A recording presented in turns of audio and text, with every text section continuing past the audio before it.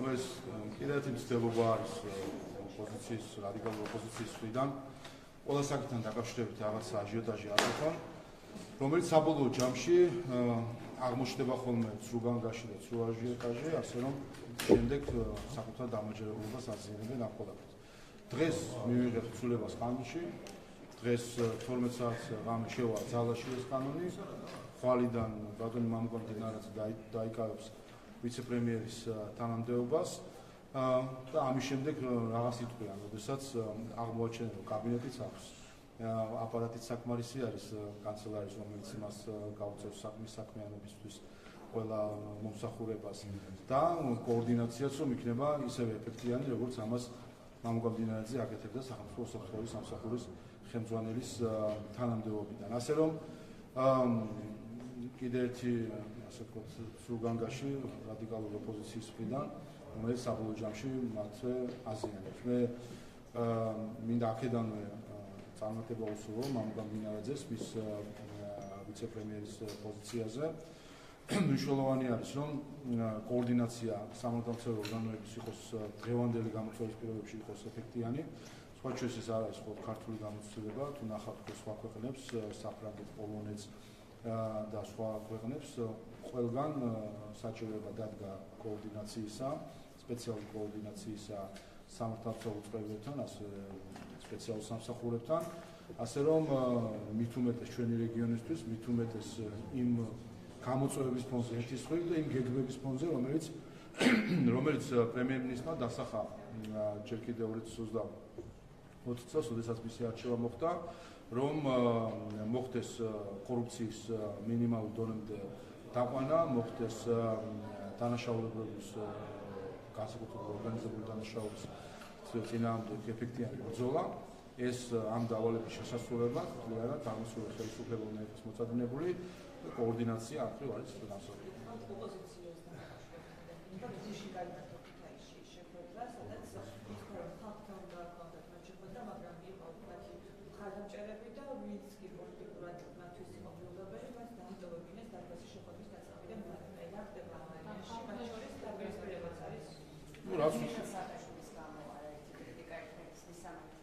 რაც ვიხილეთ ზუსტად ეს ხდება, ეს არის სალონური საუბრები, რომლებიც მათ აქვთ ხოლმე ბრიუსელიდან და სხვა ქალაქებიდან, ასე ვთქვათ, როგორც სტილი ჩამოყალიბებული, იმიტომ რომ მათ არ ესმით რას ნიშნავს საქართველო, ქართველი ხალხი, ხალხთან ურთიერთობა, ფორმალობისთვის უნდა მოინიშნონ, მქონათ რაღაც შეხვედრა, რომ შემდეგ შეატყობინონ მათ დამფინანსებლებს საზღვარგარეთ, რომ თითქოს რაღაც შეხვედრა ჰქონდათ.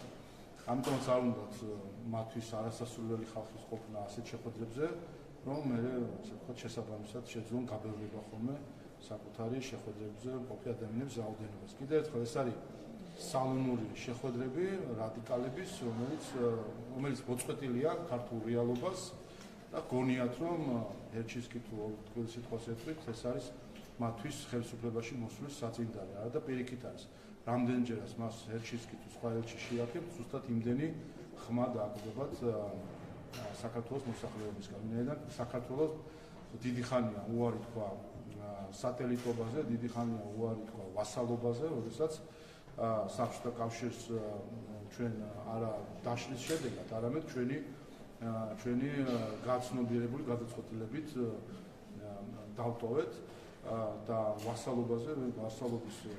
ვასალობაში ვერავინ ვერ მიგვაგვიყვება. სხვა ჩვენ საქმე მინდა ბარემ ამ თემასაც ეხება. გუშინ ჩვენ ვნახეთ საინტერესო განცხადები, რადგანაც დაემთხვა გერმანიის კანცლერის ფრიდრიხ მერცის განცხადება, რომელიც თქვა, რომ უკრაინას ევროკავშირში გაწევრიანების წესისთვის დასჭირდება სავარაუდოდ ტერიტორიების დათმობა და მოლდოვის პრეზიდენტის განცხადება, რომელმაც გაიმეორა კვლავ, რომ მოლდოვის სახელმწიფოს გაუქმება და რუმინეთის ნაწილად გადაქცევა არის ყველაზე ოპტიმალური გზა მოლდოვის ევროკავშირში გაწევრიანებას. ანუ ერთი და მეორე განცხადებაც თავის თავში გულისხმობს სუვერენიტეტის დატოვებას. მერცის განცხადება გულისხმობს ევროკავშირში წევრობისთვის სუვერენიტეტის გაუქმებას ან თითქმის სრულად დათმობას. მერცის განცხადების შემთხვევაში გულისხმობს, რომ თუ ქვეყანას უკრაინას უნდა წევრობა, მან უნდა ტერიტორიებზე საკუთარი იურისდიქცია და სუვერენიტეტი დათმოს და მოლდოვის პრეზიდენტი ამბობს, რომ თუ უნდა მოლდოვას წევრობა ევროკავშირში, მას საერთოდ სახელმწიფო სუვერენიტეტი არათუ დათმობს, სახელმწიფო უნდა გააუქმოს. როდესაც ჩვენ მაგალითად გვიყენებენ ხოლმე უკრაინას და მოლდოვას, მინდა ყველას უთხრა. ევროკავშირშიც, ბრიუსელში და მათ სატელიტებს საქართველოში, რომ უკრაინული და მოლდოვური გზა ევროინტეგრაციის არ არის ქართული გზა და საქართველო არასდროს დადგება უკრაინის და მოლდოვის გზაზე, რომელიც გულისხმობს ტერიტორიების დათმობით და სახელმწიფოს გაუქმებით ევროკავშირში წევრობას. ზუსტად ეს ნიშნავს, რასაც გვეუბნებოდნენ, რომ ევროკავშირში წევრობა უნდა იყოს თვითმიზანი. აი ეს არის თვითმიზნობის შედეგი. თუ კი ევროკავშირში წევრობა არის თვითმიზანი, ნიშნავს, რომ შენ უნდა გაწირო შენი ტერიტორიული სუვერენიტეტი და შენ უნდა გაწირო შენი სახელმწიფო სუვერენიტეტი. ამიტომაც ევროკავშირის წევრობა არ არის სწორედ ამ გაგებით ჩვენი თვითმიზანი, თუ კი ჩვენ ამის გამო მოგვიწევს, რომ დავთმოთ ჩვენი ტერიტორიები, დავთმოთ ჩვენი სუვერენიტეტი, დავთმოთ ჩვენი იდენტობა, დავთმოთ ჩვენი უფლება, ჩვენ გავსაზღვროთ ჩვენი პოლიტიკა, რასაც უკრაინა და მოლდოვას როგორც პირობას უხენებენ ბრიუსელიდან და თავადაც აღიარებენ, რომ ეს პირობები არსებობს.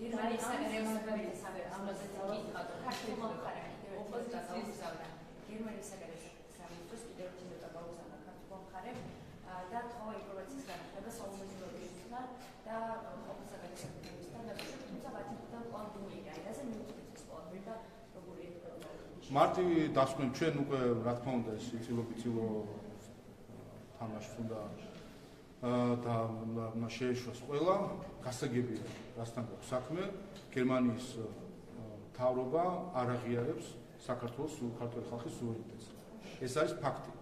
არ აღიარებს ქართული ხალხის უფლებას, აირჩიოს საკუთარი ხელისუფლება, არ აღიარებს ქართული ხალხის უფლებას დემოკრატიაზე, რომ იყოს განსაზღვრელი, თავად იყოს განსაზღვრელი ხელისუფლებისა. ეს ფაქტობრივად ნიშნავს, რომ გერმანია, რომელიც ჩვენი დამოუკიდებლობის გარიჟრაზე იყო ერთ-ერთი გვერდში მდგომი საქართველოს დამოუკიდებლობისა, დღეს გამოდის საქართველოს დამოუკიდებლობის ყოფად და ერთის მხრივ და მეორეს მხრივ ქართული ხალხის ღირსების შემლახავად. ეს ნიშნავს, რომ გერმანიის მთავრობა ქართულ ხალხს უყურებს როგორც მეორე კატეგორიის ხალხს, რომელსაც უნარი უფლება არ აქვს თავად განსაზღვროს, ვინ არის მისი ხელისუფლება, ეს უნდა განსაზღვროს გერმანიის საგარეო საქმეთა სამინისტროს ვებგვერდზე, ვინ არის ჩვენი ქვეყნის პრეზიდენტი თუ საგარეო საქმეთა მინისტრი. რა თქმა უნდა, ეს არის დიდი სირცხვევი. და გერმანიას აქვს შესაძლებლობა, რომ გვაჩვენოს ის არის დემოკრატიის ერთგული და არის დემოკრატიული ევროპის ერთგული, თუ უბრუნდება თავის ბნელ წარსულს. იმით, რომ არ აღიარებს სხვა ქვეყნების სუვერენიტეტს, სხვა ხალხების სუვერენიტეტს, სხვა ხალხების ღირსებას, რომ მათ თავად განსაზღვრონ საკუთარი ბედი და ხელისუფლება. ამიტომ კიდევ ერთხელ მე კარგია რომ საგარეო საქმეთა სამინისტრო მიმართავს, მნიშვნელოვანია რომ ყოველ თვე რუტინულად ნოტა გაეგზავნოს გერმანიის მთავრობას ამასთან დაკავშირებით, იმიტომ რომ აქ არავის ხელწამოსაკრავი ხალხი ქართველები არ ვართ, მით უმეტეს არც გერმანიის მთავრობის ხელწამოსაკრავი ხალხი ქართველები არ ვართ, ბევრი მიზეზის გამო და თუ კი ეს არის ის გზა, რომელსაც დაადვა გერმანიის საგარეო საქმეთა სამინისტრო მისი ელჩიკი ვხედავთ რა გზაზე დგას, რა თქმა უნდა ამას ჭირდება სათანადო პასუხი, იმით რომ არ შევეგუოთ ჩვენი სუვერენიტეტის ხელყოფას. ჩვენ წლებია გვიწევს რუსეთთან ამ მხრივ პოლიტიკური თუ სხვა სახის ჭიდილი საქართველოს სუვერენიტეტის აღიარებასთან დაკავშირებით. დღეს რუსეთი არის, ვინც არ აღიარებს საქართველოს სუვერენიტეტს და საქართველოს ხელისუფლების იურისდიქციას საქართველოს ტერიტორიის ნაწილზე, გამოდის რომ ახლა უკვე დაემატა გერმანიის მთავრობა, რომელიც არ აღიარებს საქართველოს ხელისუფლების იურისდიქციას ამ თავისი ქცევით. კიდევ ერთხელ დიახ, ვინც საქართველოს სუვერენიტეტს და ქართული ხალხის სუვერენიტეტს არ აღიარებს, ის უნდა შეეგუოს იმას, რომ იქნება ზუსტად იმ კუთხეში, სადაც არიან ის პოლიტიკური ჯგუფები თუ ქვეყნები, რომელიც საქართველოს სუვერენიტეტს ხელყოფენ. და ეს არის კაფიო მაგალითი საქართველოს სუვერენიტეტის ხელყოფისა. აქ სულელი არავინ არ არის, რომ დაიჯეროს. აქ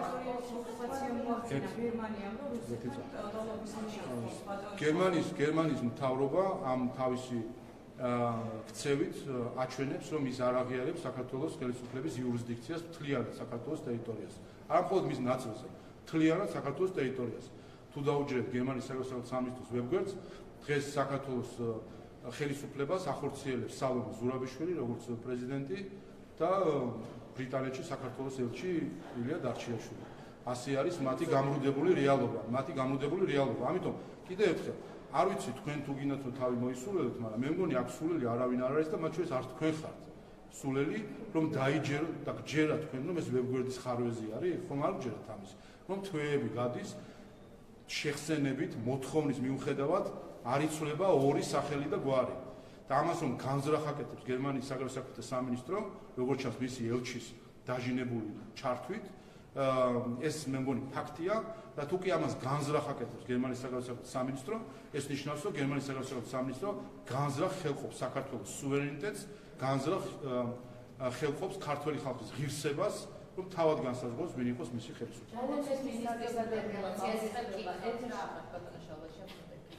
პოლონეთის საზოგადოებრივმა მაუწყებელმა ქართულენოვანი განყოფილება გახსნა და ითქვა, რომ მისი მიზანია დეზინფორმაციასთან ბრძოლა. რეალურად რამოდენი აქვს პოლონური გადამხდელების ფული, რომ ქართულენოვანი საინფორმაციო კონტენტის შექმნისთვის ინახება როგორც. მე მგონი ძალიან გასაგებია რასთანაც გვაქვს საქმე, მით უმეტეს გასაგები პირველი ჩვენ ნახეთ უცხო ქვეყანა ქმნის სახელმწიფო, მის საგარეო საქმეთა სამინისტრო, ან მთავრობამ შექმნა პროპაგანდისტული ინსტრუმენტი ქართულ საზოგადოებაზე ზემოქმედებისთვის. ამ პროპაგანდისტული მედიის სახე არის ნათია კობერიძე, თუ არ ვცდები ხო, სახელმწიფოში ადამიანი, რომელიც გაიგივებულია საქართველოში დეზინფორმაციასთან, პროპაგანდასთან, ისტერიის დათესვასთან. მოდელირებული ქრონიკის ავტორი არის დღეს ამ პროპაგანდისტული მედიის სახე და ხელმძღვანელი. და ესეც აჩვენებს თუ რა არის განზრახვა. აქედან გამომდინარე ჩვენ მარტივად შეგვიძლია ეს ერთი რიცხვი. მეორე რიცხვი ჩვენ ნახეთ ევროკავშირის ელჩის პაվել ჰელჩინსკის განცხადება, სადაც ის დაგვემუქრა სამოქალაქო ომით. შეგახსენებთ, რომ პაվել ჰელჩინსკი გახლავთ პოლონეთის საგარეო საქმეთა სამინისტროს თანამშრომელი, ის მივლინებულია ევროკავშირში, თუმცა ის არის პოლონეთის საგარეო საქმეთა სამინისტროს თანამშრომელი იმ სამინისტროსი, რომელმაც ეს პროპაგანდისტული იარაღი ჩამოაყალიბა ახლა თავარი პროპაგანდისტის ნათია კობერიძის ხელმძღვანელობით.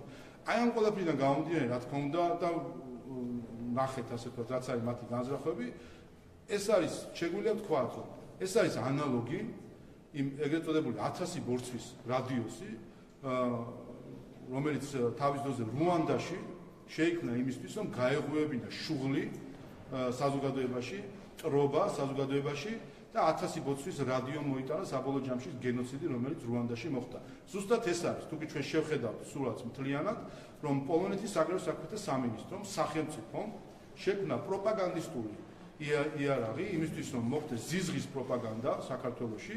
ამის პარალელურად ხედავთ, რომ ევროკავშირის ელჩი, რომელიც გახავთ პოლონეთის საგარეო საქმეთა სამინისტროსთან წარგზავნილი ევროკავშირში, გვემუქრება სამოქალაქო ომით. ამის პარალელურად ხედავთ, რომ 4 ოქტომბრის დამხობის ასე ვთქვათ, დაანონსებულ აქციას მხარს უჭერდა ევროკომისია. ამ ყველაფერს თუ შევხედავთ, ფაქტია, რომ ჩვენ საქმე გვაქვს ზიზღის პროპაგანდის ინსტრუმენტთან, რომელიც შეიქმნა ქართული პროპაგანდის ერთ-ერთი მთავარი სახის, ნათია კობერიძის ხელმძღვანელობით თუ მისი ხელმძღვანელობით და ფაქტი არის, რომ ეს არის კიდევ ერთი მტრული ნაბიჯი ქართული ხალხის წინააღმდეგ.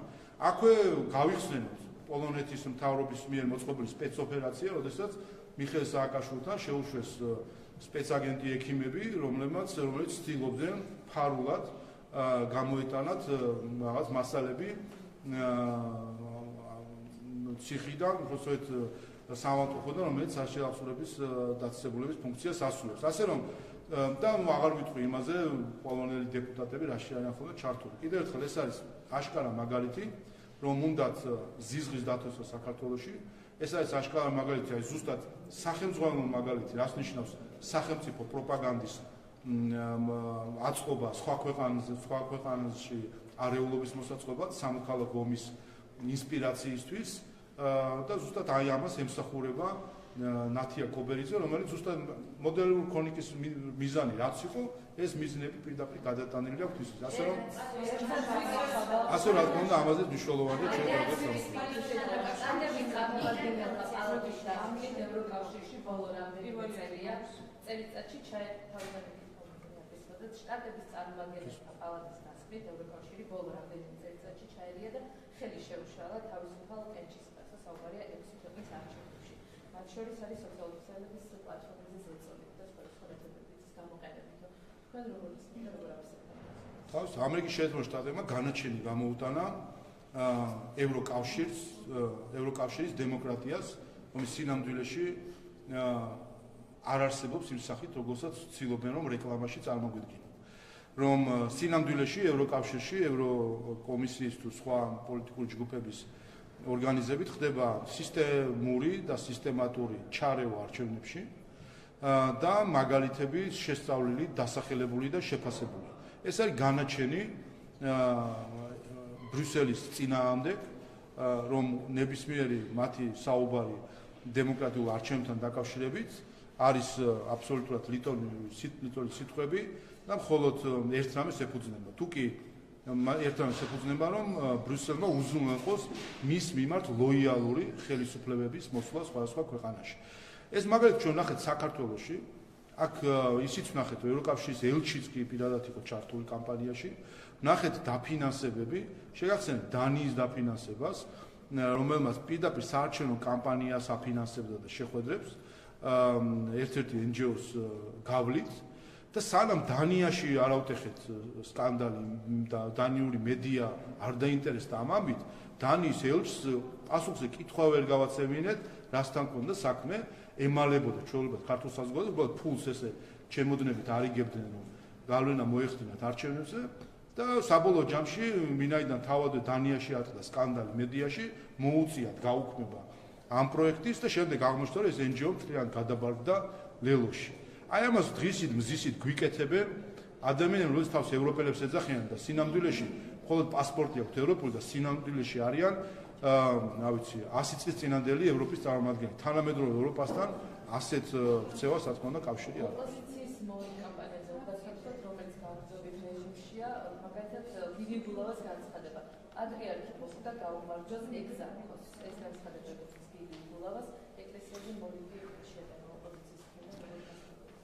ჩვენ მე საზოგადოებას და მედიასაც ერთ რამეს მოუწოდებ. ამას შევხედოთ ჩვენ ძალიან შვიდად რადიკალურ ოპოზიციას რა ზიზღიც აქვს ქართული ეკლესიის მიმართ ეს ჩვენ ვიცით. როდესაც ისინი ხელისუფლებაში იყვნენ, რასაც აკეთებდნენ, ესეც ვიცით და ოპოზიცია რასაც აკეთებდნენ, ესეც ვიცით. ის რომ რადიკალურ ოპოზიციას აქვს ასე ვთქვათ ეს ზიზღი ჩამოყალიბებული ეკლესიის მიმართ, ამაში ახალი არაფერი არ არის. ჩვენ უნდა დავაკვირდოთ მხოლოდ ერთ რამეს ამის შემდეგ. აი გიგი უგულავა, სხვათა განცხადებები, რომელსაც ვისმენთ, არჩილ გამზარდიავი, რა სხვებისაც. ჩვენ დავაკვირდეთ ამ ხალხს, ვინ ჩამოართმევს ხელს, რომელი უცხოელი. ვინაიდან ეს ხალხი ამ განცხადებებს აკეთებს, არა იციან, რომ ქართველები მათ შეაჩვენებენ და პასუხს მიიღებენ იმისთვის, რომ თავს ესხმიან ქართულ ეკლესიას. ამ ყველაფერს ისინი აკეთებენ, ეგუებიან ქართველი ხალხის რეაქციას იმის გამო, რომ თავი მოაწონონ თავის უცხოელ დამკვეთებს. ამიტომ შევხედოთ, ვისთან იქნებიან შეხვედრაზე, ვინ რომელ საელჩოში შევლენ და გამოვლენ, ვინ ჩამოართმევს მათ ხელს და ვიცოდეთ, ვინც მათ ხელს ჩამოართმევს, ისინი არიან ის ელჩები და ის უცხოელები არიან, ვინც აკეზებენ, აფინანსებენ და მხარს უჭერენ ქართული ეკლესიის წინააღმდეგ ამ კამპანიას. ასე რომ ჩვენი ქართველების იმ ნაწილის, რომელიც რადიკალურ ოპოზიციაშია, მათი ნირი უკვე დიდი ხანია ვიცით. ახლა კარგად დავაკვირდეთ და ამოვიცნოთ, ვინ დგას ამ კამპანიის უკან, ვინ არის შემკვეთი. შეკვეთა მოდის უცხოეთიდან და კარგად დავაკვირდეთ, ვინ არიან ამ შეკვეთის ავტორები. რამდენიმე კითხვასთან თქვენი პოზიცია პირველი არის მაქსიმალურად პრობლემის პროტესტის როგორი შეიძლება და ასევე ვისმენთ ახალჯანების მინისტრს ხო ინტერპელაციაზე და კი, ჯანდაცვის ეკნემა დღეს ამაზე დეტალურად საუბრის შესაძლებლობა. მე ვფიქრობ ასე, რომ ეს არ უნდა იყოს პოზიციის და შეფასების საკითხი. ეს უნდა იყოს გააზრებული სამედიცინო გადაწყვეტილების საკითხი. ამიტომ არც მე მაქვს ამისი კომპეტენცია რომ ეს შევაფასო და ბევრ ადამიანსაც მით უმეტეს პოლიტიკაში რა თქმა უნდა რთულად შეიძლება გქონდეს ამის კომპეტენცია შეაფასოს. ჩვენ უნდა მოусმინოთ რას ამბობენ ექიმები, უნდა მოусმინოთ რას ამბობენ სამედიცინო სფეროს წარმომადგენლები და სწორედ ამის შესაბამისად უნდა იქნას მიღებული ყველა გადაწყვეტილებას და გამოთქმული ნებისმიერი აზრი, ვინაიდან მთავარი აქ არის კომპეტენტური სამედიცინო აზრი. ბატონო შავა, რამდენიმე კითხვას დაგისვამთ პირველ ყოვლისა მინდა გითხრათ ცვლილებებთან დაკავშირებით, რომელიც ნახეთ და რომელსაც ვხედავთ ხოლმე ჩვენ ქართულ ოცნებაში, არჩევნების მზადება დაანონსა, ირაკლი ყობახიძე ამბობს, რომ თქვენთვის ყოველი დღე არჩევნებისთვის მზადება არის და არის საუბარი ამ არჩევნებისთვის მზადებაზე და ამის პარალელურად ჩვენ ვხედავთ ცვლილებებს ქართულ ოცნებაში, მაგრამ ვხედავთ ისევ ძველი კადრები გადაადგილდებიან სხვადასხვა თანამდებობებზე. არ ჩანს არავინ ახალი. ვითხარით თუ შეიძლება რატომ ხდება ასე, მიზიდულობა დაკარგა ქართულმა ოცნებამ თუ ახალ სახეებს უბრალოდ არ ენდობით და ვისაც ენდობით ამ ადამიანებით კიდაც წარმოაჩინოთ, რომ რაღაც იცვლება პარტიაში და სწორედ ასეთ ცვლილებებით მიდიხართ არჩევნებისთვის და ასე მზადებით არჩევნებისთვის. არ ვიცი, როგორ გიპასუხოთ კითხვაზე. ერთი რაც შეეხება არჩევნებს, გაიმართება 2028 წლის 28 ოქტომბერს, ამიტომ ყველა შეუძლია მოემზადოს ამ თარიღისთვის, ამას ურჩევდი ყველას. მეორე რაც შეეხება საკადრო პოლიტიკას, საკადრო პოლიტიკა ქართული ოცნების არ განისაზღვრება ასაკით, სქესით, სიახლით, სიძველით, კუთხურობით, ეროვნებით, თმისფერით, თვალისფერით და ასე შემდეგ. განისაზღვრება მხოლოდ კომპეტენციით და ლოიალობით ქვეყნის მიმართ. კომპეტენტური და ლოიალური ქვეყნის მიმართ, თუ ძველი სახეების გადაწყვეტილება. არა, მე გეკითხებით უბრალოდ, განახდება რატომ არ ხდება? რატომ უნდა მოხდეს? ანუ ქართულმა ოცნებამ თუ ნდობა არ გაქვს ახალების მიმართ. ვერავის ენდობით? მე როგორც ხვდები რაღაც თემა გინდა თქვენ გაგეთ, რაღაც განახლება არ განახლება, ვინაიდან სლოგანი გავიგეთ, რომ ოპოზიცია საუბრობს რადიკალური რაღაც განახლებაზე და ეს მათი პრობლემაა, იმიტომ რომ სინამდვილეში თქვენ ახლა სურთ რომ ვცდილობ რადიკალების პრობლემის პროექცია გააკეთოთ ქართულ ოცნებაზე. ჩვენ ეს გამოწვევები არ გვაქვს, ეს მათი პრობლემა არის, რომ დღეს ჩვენ გვაქვს ნაციონალური მოძრაობის ალიანსი, რომელიც შეეცადება წარმოედგინათ როგორც თითქოს რაღაც ახალი და ხალხმა რომ შეხედა, ნახა რომ სადაც არის სააკაშვილი, ბოკერია, გვარამია და ყველა ნაცი, რასაც ქვია, ასე თქვა, თავისი ორიგინალური წარმოშობით და ვინც არიან ამ იდეოლოგიის შემქმნელები, ყველა გაერთიანდა და შეეცადნენ ეთქვათ, რომ ეს არის რაღაცა ახალი ალიანსი. და ეხლა მე დაიწესო იქნებ ვინმე ახალი მივიზიდოთ. ეს პრობლემა მათი არის. ახალ ადამიანებს. საერთოდ ახალ ადამიანებს თუ მიზიდულობა დაკარგა ქართულ ოცნებას და არავის აღარ უნდა პარტიაში შემოსვლა. თქვენ როგორც იცით, ქართულმა ოცნებამ 2024 და 25 წლებში მიიზიდა 1,100,000 საქართველოს მოქალაქე არჩევნებზე, ასე რომ საქართველოს ქართულ ოცნებას მიზიდულობა არათუ არ აკლია. 10 არჩევნები არის, რომ სწორედ ამას ადასტურებს, რომ თუ კი არის რომელიმე პოლიტიკური ძალა, რომელსაც აქვს ცოდნაც, უნარიც და ენერგიაც, რომ საქართველოს გაიყვანოს ამ რთულ დროში არათუ ნაკლები დანაკარგით, ან პირიქით ისე გაიყვანოს, რომ საქართველოს კიდევ უფრო წელგამართული იყოს, ეს არის ქართული ოცნება. მაშინ ახალი სახეები რატომ არ ინიშნებიან თანამდებობებზე და გამოთქმებით ძველი სახეების გადათამაშება რატომ ხდება? მიზეზი გითხარით, იმიტომ რომ რა თქმა უნდა კრიტერიუმი არ არის სიახლე და სიძველე, სქესი, ასაკი, თვალისფერი, ყურის ფორმა და ასე შემდეგ. მიზეზი კონკრეტულად ერთი კრიტერიუმი, უბრალოდ ორი კრიტერიუმი, ეს არის კომპეტენცია და ლოიალურობა ქვეყნის მიმართ. და გავაგრძელებ, თუ შეიძლება კიდევ მაქვს ერთი კითხვა, მე მინდა გითხოთ ფასებთან დაკავშირებით. 4 და 20 ვირსა უკვე, ანუ საწვავის ფასებიც გაძვირდა ამასობაში ბენზინი და ასე შემდეგ. ხო და ვითხარით, თუ შეიძლება ფასების კომისიამ ხოლმე გამართოს ბოლოს ხდომა, როგორც ვიცით. ბოლოდინი იყო რომ ფასები შემცირდებოდა, მაგრამ ფასები არ შემცირებულა, შეიძლება რაღაცებზე გაჩერდა ფასი, მაგრამ შემცირება შეიძლება, ხო? როდის აისახება ეს გასვლა, რომ დაიდება, შემდეგ უკვე რეალურად ხალხის დაინახავს ფასების ცვლილებას და დაინახავს თუ არა საკითხი. დიახ, კომისია ასრულებს თავის მუშაობას და იქნება ძალიან მოცულობითი, დეტალური და აკადემიურ აზრზე დაფუძნებული ანგარიში და რეკომენდაციები. როგორც იცით, საპარლამენტო კომისიის ამოცანა იყო, რომ შეესწავლა ფასების წარმოქმნის სტრუქტურა როგორ არის საქართველოში, რაც შეეხებოდა პროდუქტებს, საწვავს და ფარმაცევტულ პროდუქტებს, შეესწავლა სტრუქტურა, ენახა არის თუ არა ამ ფასწარმოქმნის ჯაჭვში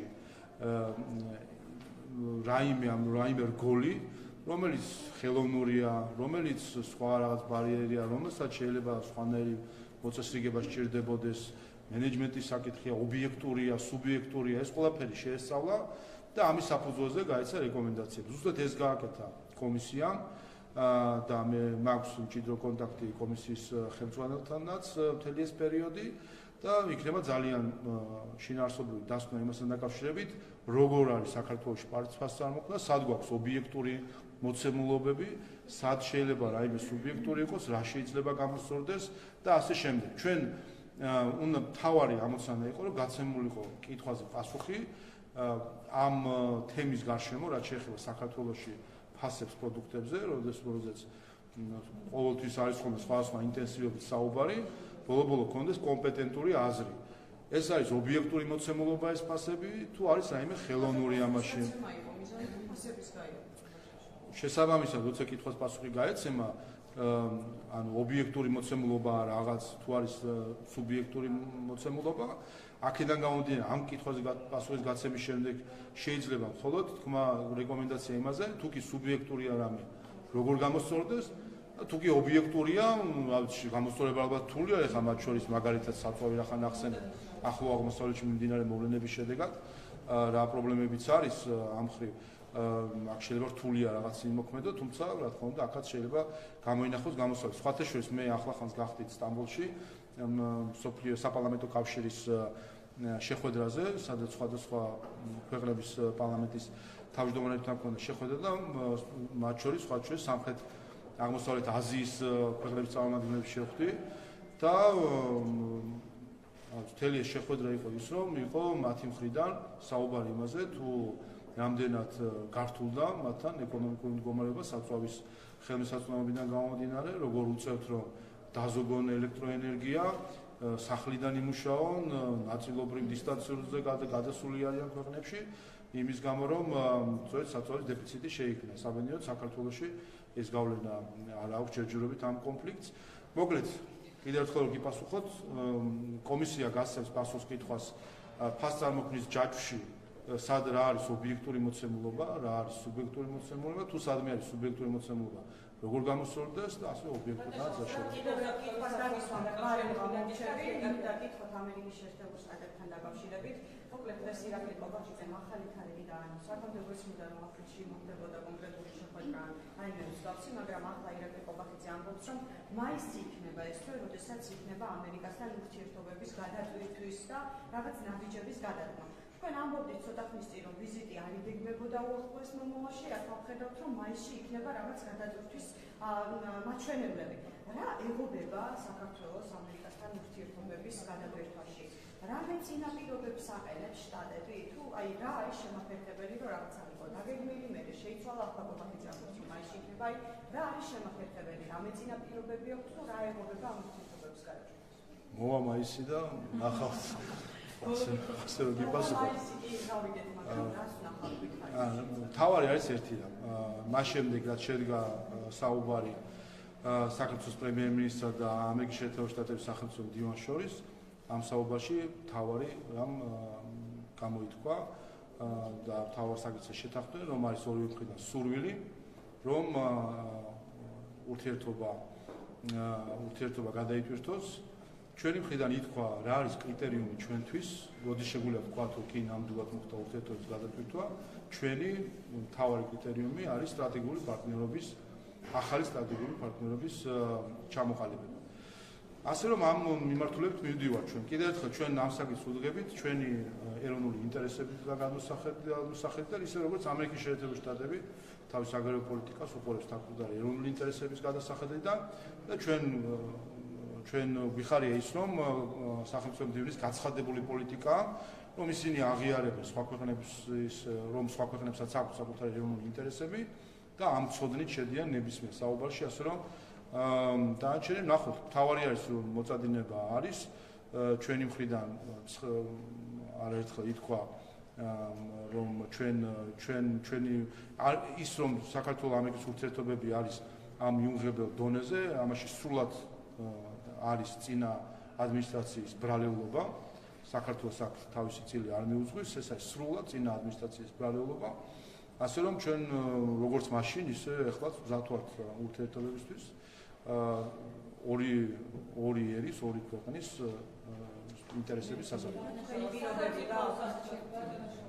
რა თქმა უნდა, ყველა საგარეო ურთიერთობაში არის ჩვენი ეროვნული ინტერესები არის განსაზღვრული ყოველთვის. ეს პირობები არ არის, ეს არის თავისთავად განსაზღვრული. კიდევ ერთხელ ამას ჩვენ სწორედ ეს გვაძლევს ოპტიმიზმს ახალ ადმინისტრაციის პირობებში, რომ მათ აღიარებული აქვს სახელმწიფო დივან რუბიოს აქვს გაცხადებული, რომ ისინი აღიარებენ სხვა ქვეყნებს აქვს საკუთარი ეროვნული ინტერესები და ამ ცოდნით შედიან ურთიერთობაში და არა ისე როგორც ეს ამას აკეთებდა წინა ადმინისტრაცია, რომელსაც საერთოდ არაფრად მიაჩნდა ქართული ხალხის ეროვნული ინტერესები და მხოლოდ საკუთარი რაღაც პოლიტიკური გეგმებით, აქ ფულის შემოტანით, USAID-ებით და სხვა რაღაც მავნე პროექტებით ცდილობდა რაღაც გეოპოლიტიკური პროექტების განხორციელებას. ნახოთ რა და როგორ იქნება ამას ყველაფერს შევხედავთ, კიდევ ერთხელ მოვა მაისი და ყველაფერი გაიგო.